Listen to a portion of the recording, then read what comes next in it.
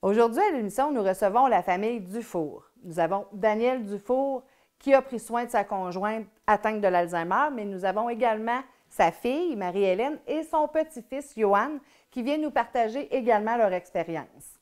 Bonne émission!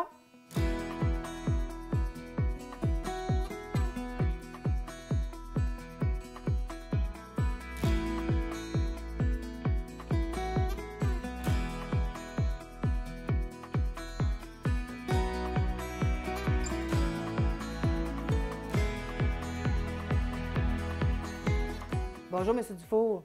Bonjour. Aujourd'hui, on a la chance que vous venez de nous partager votre expérience avec votre femme. J'aimerais que vous me parliez un peu d'elle et de votre couple avant la maladie. Bien, avant la maladie, moi et Lynn, on a toujours été, je te dirais, un couple qui est quand même fusionnel.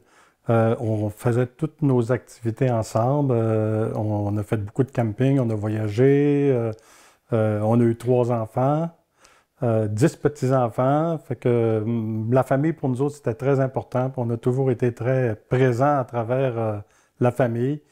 Mon emploi m'a amené à déménager souvent, puis Lynn a été bien longtemps à ne pas travailler pour s'occuper des enfants. Elle est retournée sur le marché du travail seulement quand les enfants étaient rendus au secondaire. Elle a toujours été là pour le primaire. C'était une très bonne maman aussi. Ben, c'est encore une bonne maman. Sauf qu'elle a peut-être oublié un peu, là, mais c'est un petit peu ça. Parce qu'il faut dire qu'elle a eu elle a la maladie, elle a été diagnostiquée pour... Ben, en fait, moi, je te dirais, ça a commencé en 2017. Je commençais à avoir des doutes un petit peu. Qu'est-ce qui arrivait? Ben, ça a passé beaucoup pour de l'anxiété, mais... Comme? Elle faisait des erreurs en faisant des recettes. Elle a oublié de mettre des ingrédients. OK. Elle n'avait jamais fait ça avant. Non. Puis après ça, quand elle me posait des questions, je lui répondais. Moi, j'avais tendance à dire je t'ai répondu, tu me l'as posé tantôt, cette question-là, mais pourquoi tu me la reposes encore? Je dis tu m'écoutes pas. Tu sais, je mettais ça sur le dos qu'elle ne m'écoutait pas quand je lui parlais. Parce que vous ne compreniez pas qu'est-ce qui se passait? Je ne comprenais pas qu'elle n'avait pas compris que la réponse que j'avais donnée, tu sais, c'était pas normal, là. Parce qu'avant, là, vous disiez vos affaires, puis ça allait bien. Ben oui, ça allait bien, tout était normal. Okay. Après ça, on jouait beaucoup aux échecs, OK? Puis, de plus en plus, je la battais aux échecs. Je pensais que je m'améliorais. C'est pas ça, c'est elle qui perdait en réalité des capacités, là. Puis comment vous vous en êtes rendu compte? Qu'est-ce qui a fait pendant que vous jouez aux échecs que vous êtes dû, non, ça c'est quelques années plus tard que maintenant je réalisais que c'était parce que... OK. À cette époque-là, la maladie n'était quand même pas déclarée, là. Non, parce que ça commence tranquillement. Ouais, officiellement, la maladie a été déclarée en 2020. OK? On parle de 2 ans et demi plus tard, à peu près, là. Puis, moi, les symptômes, de plus en plus, ils s'en venaient. Elle ne voulait pas passer de tests pour de dépistage pour l'Alzheimer. Fait que, mais à un moment donné, avec mon médecin, très bon médecin d'ailleurs, je n'aimerais pas son nom, mais je me suis arrangé avec elle pour qu'elle me reçoive comme si c'était moi qui avais un examen à faire, mais c'était dans le fond pour c'était pour elle qu'elle est là.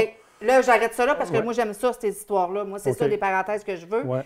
En fait, vous avez réussi à contacter votre médecin pour lui demander de passer un test à la madame, mais que ça ne paraisse pas parce que la madame, elle ne voulait pas. Parce que Lynn n'aurait jamais voulu que son médecin il passe un examen. OK. Mais là, de cette façon-là, quand elle était en face de mon médecin, puis que mon médecin dit voulez-vous, on va poser des petites questions, elle dit ça de même. Puis là, elle a commencé à faire le test, puis là, on a vu qu'il y avait une dégénérance qui commençait. Puis, elle a fait passer un IRM, puis là, on a vu la matière blanche qui se développait au niveau du lobe frontal. OK. Elle, c'est le lobe frontal. Oui. Puis, quelques années après, peut-être même 1 an plus tard, on voyait qu'elle avait beaucoup plus de difficultés avec le langage. Ah, elle, c'est le langage. Ça a commencé par le langage. Puis, après ça, bien, c'est sûr que la maladie a continué. À un moment donné...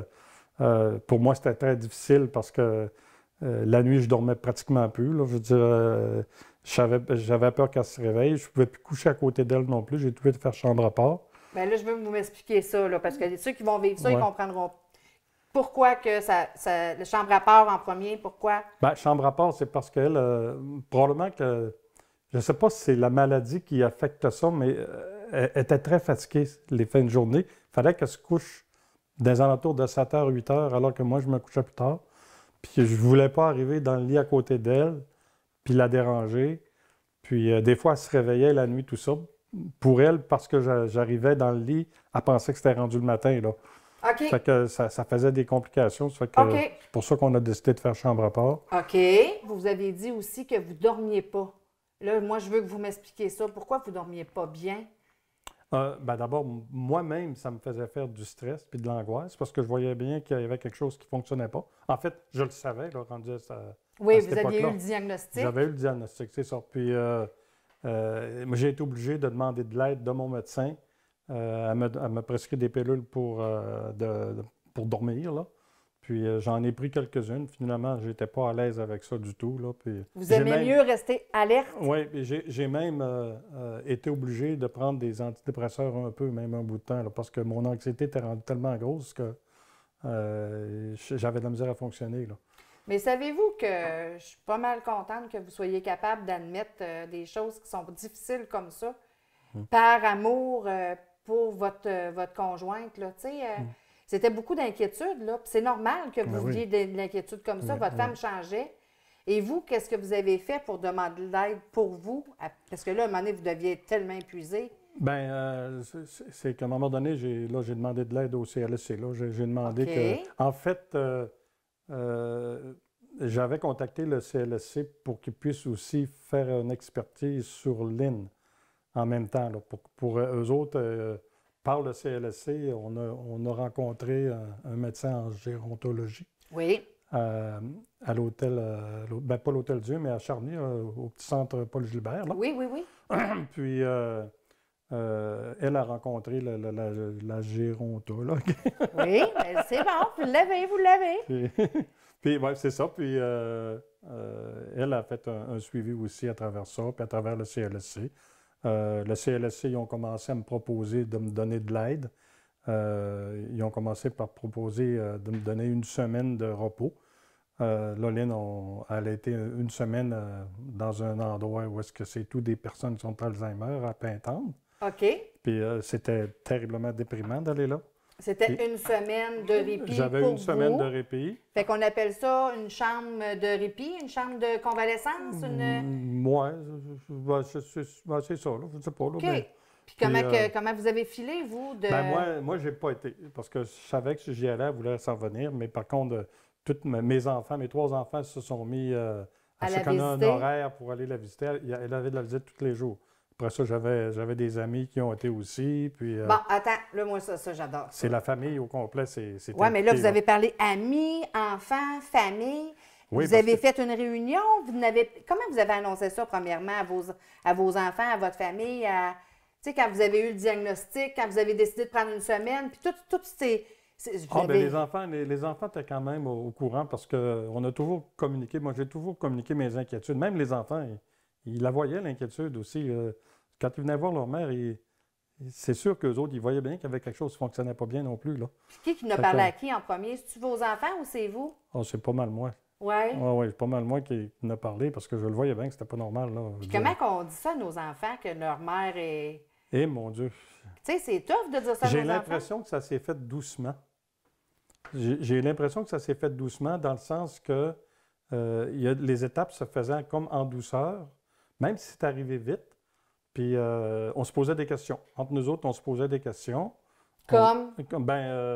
On se disait, ça ne doit pas être juste de l'anxiété, il y a quelque chose de pas normal. Tu sais. Vous en discutiez quand elle était là Ah ou oui, quand non, elle n'était non, pas quand là? elle était pas là. On en discutait ensemble, puis je te dirais que c'est surtout avec mes 2 filles. Là. OK. Puis eux autres aussi, le fait que le maire a l'Alzheimer, ça leur donne beaucoup d'inquiétude, eux autres aussi. Ben là. oui. Ben tantôt, je vais avoir la chance de pouvoir Ouais, parler OK. un peu avec votre fille et OK. votre petit-fils, Ouais. que je suis très chanceuse qu'il soit venu. Mais là, on se concentre sur OK. vous, comment vous avez parlé, comment vous avez annoncé ça, comment que vous filiez à dire ça, tu sais, à prendre la décision de partir une semaine. Ah, Comment vous avez géré parce que ça? là, je leur ai dit que j'étais rendu à bout. Il fallait que j'étais croche. Oui, mais vous avez J'avais été bon besoin. de le dire. Oui, oui, oui, oui. Moi, je n'ai pas voulu y aller. Comme vous expliquez tantôt, je n'ai pas voulu y aller parce que je ne voulais pas créer un choc pour moi ou encore créer un choc pour Lynn. Oui, qu'elle veut leur revenir avec vous. Puis Parce que je vous jure que la journée, après une semaine que j'étais allé chercher, là, elle pleurait de joie. Là. Elle était tellement contente de me voir. Là. Oh, Puis, mon Dieu. c'était... Comment vous avez fait ça, là, d'aller la porter là-bas? C'est-tu vous qui êtes allé la porter là-bas? Oui, c'est moi qui allé la porter. OK. Comment que ça s'est passé? Comment vous avez annoncé ça? Avez-vous... Moi, c'est drôle parce que malgré tout, elle était compréhensible. Elle me comprenait. Est-ce qu'elle a toujours été compréhensive comme dame? Ça a toujours été une personne qui Fait que ça l'a resté malgré la maladie, ouais, la puis, compréhension. parce que je disais que j'étais épuisé, il fallait que je prenne du repos, puis elle disait je comprends, mais elle ne réalisait pas à l'époque que ça allait être difficile de même, parce qu'elle trouvait ça difficile là-bas. Puis après ça, le CLSC m'a offert des journées de repos, mais les journées de repos, c'était comme soit 3 heures le matin ou 3 heures l'après-midi, 2 fois par semaine. Après ça, il y a eu le service de jour que j'ai utilisé. Là, il y avait une journée dans la semaine que j'allais la porter à 9 heures le matin, puis je revenais la chercher à 3h30. Ça m'a aidé. Dans le fond, elle allait au centre de jour. Oui, c'est en plein OK. ça. Oui, ça, c'est bien parce qu'ils les stimulent, ils leur font faire des activités, ils les font manger, ils sont en groupe. Ça, c'est merveilleux. Puis la première fois qu'elle a été à cette journée-là, c'est mon garçon qui est allé la porter là-bas parce que moi, je ne voulais pas qu'elle se sente abandonnée par moi. Oui, parce que vous l'aviez déjà vécu avec la semaine. Oui, c'est ça. Là? Fait que, puis là, c'est ça. Là, c'est moi qui étais là rechercher. Ça a-tu bien été avec votre garçon? Oui, ça a quand même bien été. Elle a débarqué et est allée? Elle était d'accord? Ça a quand même bien été, mais elle ne pensait pas qu'elle allait être longtemps de même là. OK, oui. Le temps, elle s'est rendu compte du temps? Oui, elle s'est rendu compte que c'était long un peu, là. Oh! Puis après ça, quand j'allais la chercher, j'arrêtais toujours à une boulangerie pour acheter des petites gourmandises, tout ça. J'achetais des galettes, des affaires de même. Elle s'en revenait à la maison. Puis elle était contente, là. Puis elle était contente de sa journée. Puis, OK. Fait qu'après ça, ça a bien été. Après ça, les autres semaines, c'est moi qui étais. Je pense que Sylvain y était 2 fois. Puis après ça, c'est moi qui ai pris la relève, là. Il nous reste un petit 3 minutes ensemble parce que j'ai hâte d'aller parler à votre fille et à votre petit-fils. Mais à vous, je voulais vous demander, là, vu que vous êtes vous êtes encore quand même jeune, je trouve. Oui. Elle est jeune pour avoir eu cette maladie-là. Nous autres, on a commencé notre retraite à 60 ans, tous les deux, OK? Vous aviez quel âge quand elle a été diagnostiquée? OK, quand elle a été diagnostiquée, elle avait à peu près 77 ans. Hey, puis là, elle est rendue à 70 ans. En 2020-2024, c'est facile à compter. Elle est jeune, c'est ça. Elle a 70 ans, moi j'ai 71 ans. Ouais. Donnez-moi le meilleur conseil que vous donneriez à un homme qui vit la même situation que vous, qui l'aime, sa femme, autant que vous, là. Pas s'empêcher de demander de l'aide. Les CLSC sont vraiment bien organisés pour aider ces gens-là. OK. Puis, il ne faut surtout pas hésiter, demander de l'aide, gênez-vous pas. C'est la meilleure solution. Parce que tout seul, tu ne peux pas t'en sortir. Pourquoi? Vivre une maladie de même, tout seul, tu ne peux pas. Parce qu'à un moment donné, tu deviens prisonnier de la maladie. Et voilà. Ça fait que... C'est exactement ça que je voulais que vous disiez. Ouais. Vous avez lu dans mes pensées. Vous avez de l'air bien. Vous avez de l'air en paix maintenant. Et je vous vois avec elle. Vous êtes beau à voir. Vous en prenez soin. Puis je vois que vous y apportez beaucoup de bonheur. Fait que bravo. Mais là, je vais m'en aller avec votre fille puis votre petit garçon pour en savoir un petit peu plus. Fait que merci en attendant, M. Dufault. Merci à vous aussi. Merci. Marie-Hélène, Joanne, bienvenue à l'émission. On fait le suivi avec votre papa. Mais moi, je suis contente de vous avoir parce que là, je vais avoir des commentaires différents. Il y a quelque chose qu'on n'a pas jasé avec votre père. C'est comment vous vous êtes senti quand la maladie, là, vous avez commencé à voir la maladie chez votre maman, chez votre grand-maman. Je commence avec toi, Marie. Comment tu as réagi? Bien, en fait, on se questionnait beaucoup. C'est vrai que ma mère, papa en a parlé tantôt, elle était prise d'anxiété, beaucoup, beaucoup. On mettait beaucoup sur le dos de l'anxiété, plein de petits comportements qu'elle avait. Mais à un certain moment donné, c'était clair pour nous, dans notre esprit, que c'était ça, que l'Alzheimer s'installait. Il faut dire que mon grand-père était atteint aussi d'Alzheimer. Ah! Donc, le père de mon père a terminé ses jours avec la maladie de l'Alzheimer. Fait que c'est quand même une maladie qu'on avait côtoyée. Fait qu'on savait un petit peu déjà, on avait des indices, disons, de ce que... Des comportements, du début de la maladie. Oui, OK. Entre autres, ma mère, elle cherchait ses mots, puis ma mère, c'était une érudite du langage, là. Elle jouait au Scrabble, non aux échecs. Ah oui, c'est vrai, tantôt, c'est ça qu'on a dit. Mon père a fait une petite bourde tantôt. C'est bien correct, on va y laisser. C'est le Scrabble, en fait. Ma mère était vraiment une très, très bonne joueuse de Scrabble, puis elle connaissait tous les mots. Puis, tu sais, moi, de la voir chercher ces mots comme tortellini, puis des choses très simples, là, du langage de tous les jours qu'elle n'était pas capable d'aller chercher, ça a été vraiment ce qui a mis la puce à l'oreille, là, de mon côté. Puis, ben, comme mon père le disait, on était très proches, on s'en est parlé, puis on a trouvé une façon, là, mon père a réussi avec son médecin de famille d'aller lui faire passer des tests. Et puis, c'est comme ça que le diagnostic est tombé. Là, ça a été quand même difficile pour tout le monde parce que ça reste qu'on avait un espoir que ce soit autre chose. Mais malheureusement, là, c'était la maladie de l'Alzheimer. Comment tu as annoncé ça à ton garçon? Ah, bien, les enfants, eux autres aussi, on en parlait ouvertement quand même devant eux. Avant le diagnostic? Oui, jamais devant ma mère, parce que ma mère, c'était vraiment difficile pour elle d'en discuter. Elle venait très nerveuse, très même agressive quand on parlait de ça. Elle voulait pas en parler. Ça a été vraiment une période difficile parce que, justement, on voyait des choses qu'elle ne voyait pas. Puis, tu sais, de ce qu'on a compris par après, en faisant des petites formations. Moi, entre autres, j'ai fait une petite formation sur l'Alzheimer. C'est souvent ça, le début de la maladie. Où tu as fait ta formation? Bien, en fait, quand il y a eu le diagnostic, après, j'ai trouvé ça très difficile de vivre avec l'émotion du diagnostic. Parce que c'est ta mère. De voir ma mère. C'est pas ton grand-père. De voir ma mère. Ouais. De connaître aussi l'évolution, la fin de tout ça. J'ai prenais ça tout dans un bout, si on veut, là, tout ensemble. Oui.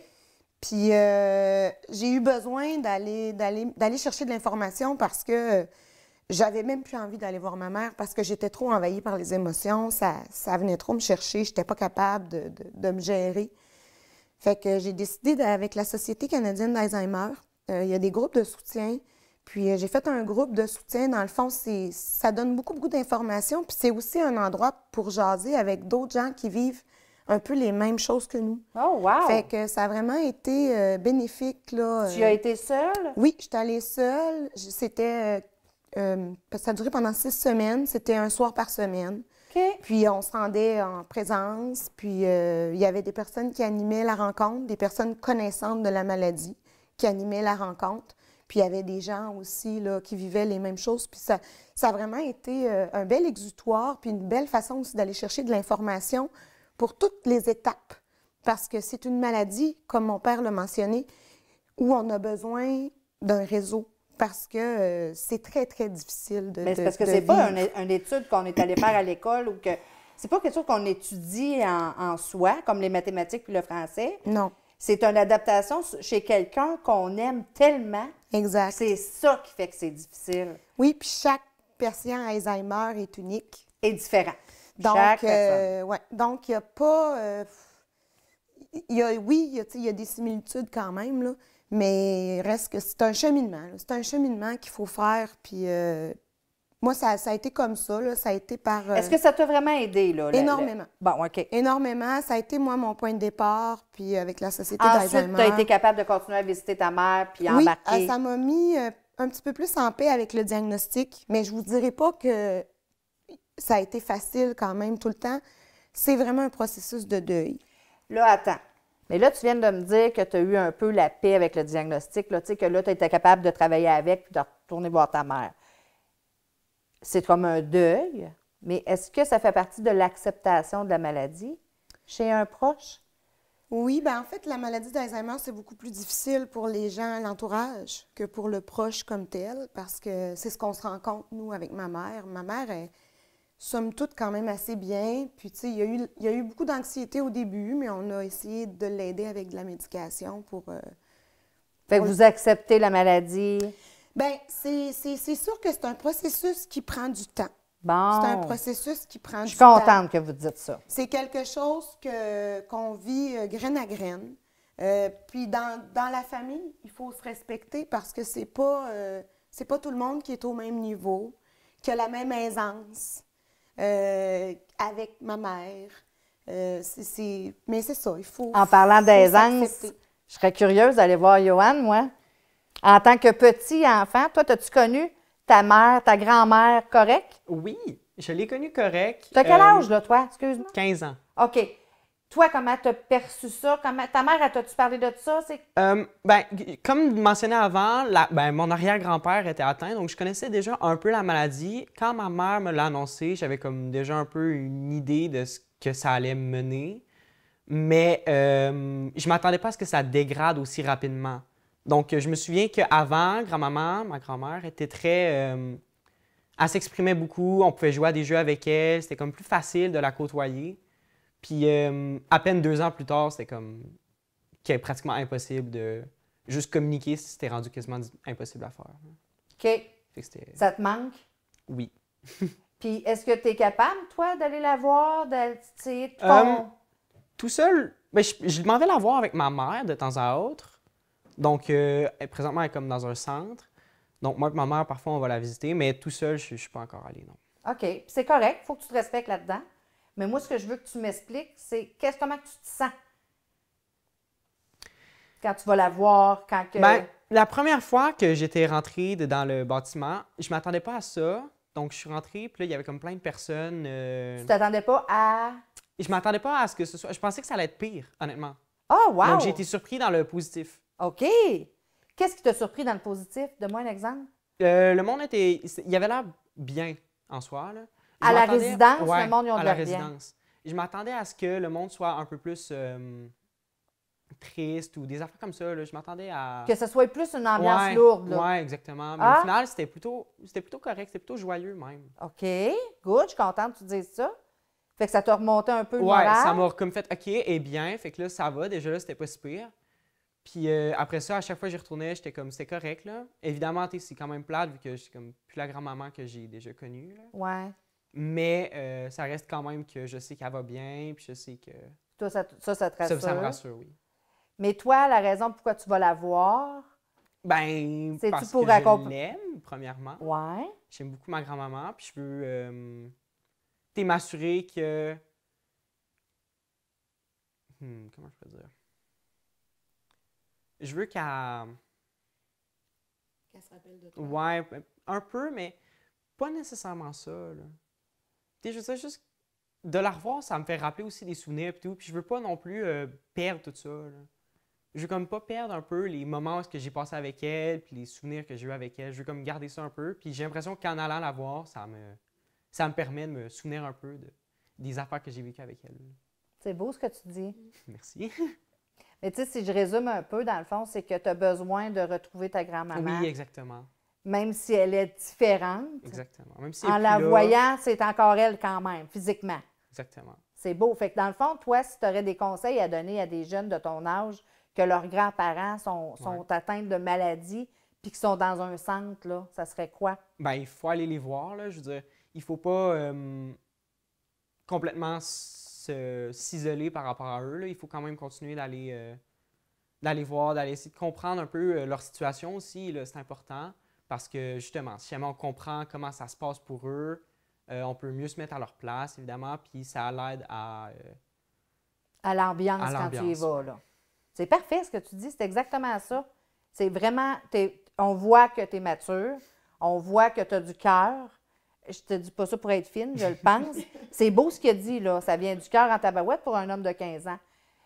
Et un dernier conseil, là, les deux, là, parce que là, madame, j'ai pas eu de conseil de vous. Qu'est-ce que vous donneriez comme conseil aux femmes qui ont des enfants? Tu sais, parce que... Mais c'est démystifier, je pense. C'est démystifier, c'est de justement, de les amener avec nous. Faut en parler. Oui, il faut en parler. Je pense que c'est ce qui est le plus important. Puis c'est d'aller chercher de l'aide. Les CLSC, moi, on a téléphoné au 811. Mon père, à un moment donné, il m'a appelé. Il m'a dit, Marie, je suis plus capable, je suis plus capable. On a téléphoné au 811. Puis c'est eux qui nous ont guidés. Puis c'est à partir de ce moment-là qu'il y a eu des services à la maison, des gens qui sont venus donner un petit coup de main. Puis le processus s'est fait. Tu sais, à un moment donné, bien, mon père, il m'a dit que c'était rendu trop difficile à la maison. Bien, on a fait des recherches pour l'aider. C'est sûr que comme enfant, il faut qu'on soutienne un peu nos aînés parce que c'est quand même des lourdes tâches. Avoir une personne malade comme ça, c'est quand même difficile. C'est toi qui as cherché pour la résidence où elle est aujourd'hui. Comment tu as trouvé ça? Bien, j'ai été chanceuse parce que moi, je suis une personne qui parle beaucoup, puis c'était une collègue de travail que son père était à cette résidence-là. Et puis, moi, elle m'avait parlé de la résidence. Alors, j'ai pris une chance. C'est ma soeur qui a téléphoné. On s'est tout entraidés. Moi, j'ai trouvé les numéros de téléphone. Ma soeur a fait des téléphones. Wow! Vous avez fait donc une belle équipe. On a réussi comme ça à trouver une place qui n'était pas trop loin de la maison, qui était une belle place pour ma mère aussi. Parfait. Qui permettait de libérer mon père parce que mon père était rendu comme un lion en cage. C'est ça. Là, il faut qu'on sauve le mari Ouais, pour l'aider à Ouais, continuer on n'avait à pas aider. le choix. Exactement. Parce que s'il tombe épuisé, il ne peut plus aider personne. Oui, ça ne marche pas. On était rendu là, puis tu sais, faut savoir que mon père n'a pas le choix d'être le pilier parce qu'on est jeunes, tu sais, on est tous dans la quarantaine, on n'a pas beaucoup de temps pour s'occuper de nos mamans, on est tous à travailler à temps plein. Ben oui, donc, puis avec vos enfants. Hey, là, ouais. il reste une minute, puis là, j'ai Ouais. quelque chose qui me brûle les lèvres, là. Comment tu trouves ça que ton fils s'intéresse à aller voir ta mère? Ben, moi, je salue ça, c'est sûr. Johan, Clara, j'en ai 4 des enfants, j'en ai au moins 3 qui ont le désir de la visiter régulièrement. Mais en même temps, je ne peux pas les obliger. Non, jamais. Mais si on le désire, ben je trouve ça beau, je suis contente. Je me dis, c'est signe qu'on a assez démystifié puis qu'ils se sentent à l'aise pour le faire. Donc, Fait que ce serait le meilleur des conseils Ouais. d'emmener nos enfants à comprendre la maladie, Ouais. à visiter, à les aider à être à l'aise exact. pour qu'ils puissent continuer à avoir de la visite de leurs petits-enfants. Oui, parce que ça leur fait tellement plaisir. C'est ce qu'ils préfèrent, les petits-enfants. Ouais. Merci d'être Ça venue m'a à fait l'émission, plaisir, Marie-Hélène. ça m'a fait Merci. plaisir. Merci, Johan. T'es bien fin. Merci.